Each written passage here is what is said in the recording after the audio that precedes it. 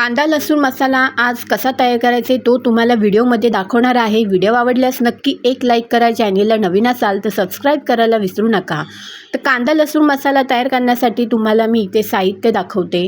साहित्यामध्ये कांदा, खोबरं, बडीशेप, जिरं, अद्रक, लसूण आणि अख्खे मसाले हे घेतलेले आहेत।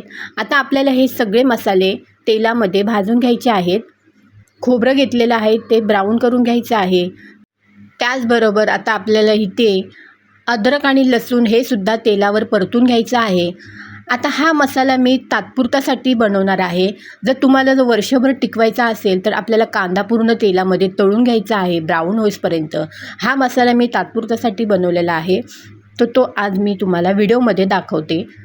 कांदा टाकलेला आहे तो सुद्धा परतून घेतलेला आहे आणि हे अख्खे मसाले घेतलेत ते सुद्धा घेतलेत, बडीशेप, जिरं हे सगळं आपल्याला तेलावर असं भाजून घ्यायचं आहे। आता हे साहित्य सगळं झालेलं आहे भाजून, मिक्सरला आपण बारीक करून घ्यायचं आहे पाण्याचा वापर न करता। आता इथे मी कोथिंबीरसुद्धा घातलेली आहे, धने नाही वापरले मी, आणि थोडं मीठ घालायचं आहे आणि हा मसाला तयार करायचा आहे। आता इथं लाल तिखट घेतलेलं आहे, त्यामध्ये आपल्याला हा मसाला मिक्स करून कांदा लसूण मसाला तयार करायचा आहे घरच्या घरी। हा मी तात्पुरत्यासाठी कांदा लसूण मसाला तयार केलेला आहे। तुम्हाला जर वर्षभर मसाला टिकवायचा असेल तर त्यासाठी तुम्हाला कांदा पूर्ण तळून घ्यायचा आहे तेलामध्ये आणि आपला कांदा लसूण मसाला तयार करायचा आहे। कशी वाटली मंडळी व्हिडिओ आवडल्यास नक्की व्हिडिओला लाईक, शेअर, कमेंट आणि सबस्क्राईब करायला विसरू नका। अशाच नवीन नवीन रेसिपी बघत रहा।